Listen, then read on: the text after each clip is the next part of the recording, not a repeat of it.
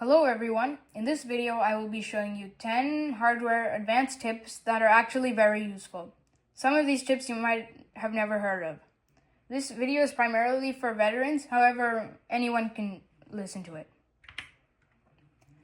First of all, use magnets to secure a claw together. Here you can see a claw and a game element, and two magnets pulling themselves closer to each other.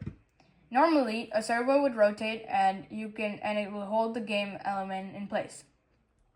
However, if you have two magnets, the two magnets can assist in holding the game element in place, which can hold it tighter. This can prevent drops of the game element and also reduces strain on your servo. So your servo is less likely to burn out. So if you have something that's quite heavy to hold, use magnets to help you with it. Next, FDM printing orientation. FDM printing is the printers that we have in the club, which print layer by layer. So here you can see the print bed where the parts are printed, and these two are the same parts except printed in different orientations. One is where the layer lines are like this, and then the other one is like this. Here you can see now they're in the same orientation. However, you can see this part has layer lines like going to side, and this one is up and down.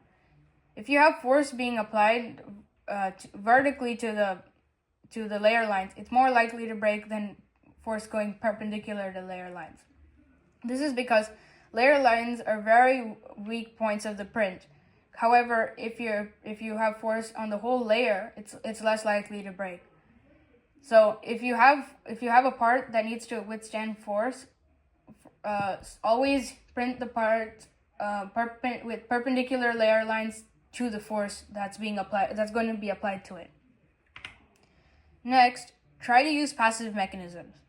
This is one example, and this was our robot last year, and it's a 3D printed claw that's flexible.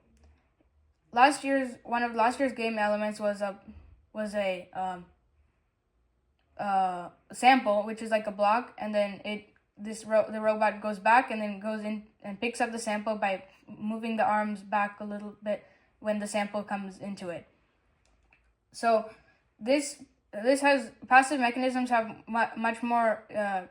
have a lot more advantages than using like a servo, because this is a faster mechanism. It doesn't require a servo, and it's also lighter. So if it's too heavy, or you need something faster, or you can't use a servo, use passive mechanisms and try to implement it in your robot.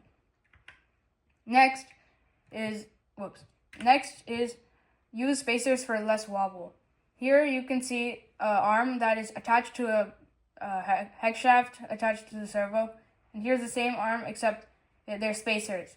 Even though it's securely attached to the hex shaft, there's still wobble if you have a longer arm, and there will be lots of vibrations, which will reduce accuracy. If you're doing anything in Auton, it's very important for spacers, because they'll reduce the wobble and less vibrations, which can help with Auton and in teleop as well. So always use spacers, even if it's if for any mechanism requiring, like, if there's space in between, just always use spacers, as it can help keep it more accurate, and it's just stronger as well. Next, keep a low center of gravity. Here you can see a drivetrain with slides, and there's two of them. One of them is where the weight is high above in the slides, and when the slides are extended and you're driving around, which you might be doing in game, it's more likely to tip over. Here, it's much harder to tip over because most of the weight is low next to the drivetrain.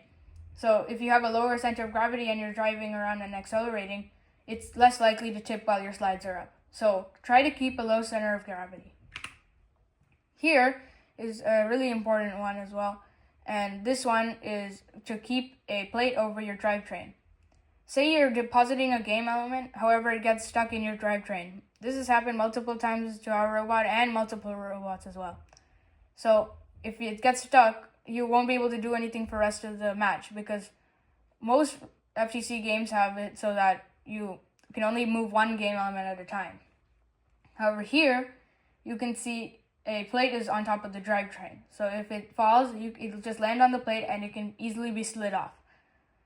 So always use a plate over your drivetrain just to be safe, to make sure you don't accidentally ruin a whole match. Next is use side plates. Here you can see a drivetrain without side plates and one with side plates. When you have side plates, it can protect the wheels, especially the rollers on Magnum wheels, which are pretty fragile if you hit anything with it, especially other robots. They can pop off, and it's really bumpy and has less accuracy without one of the rollers.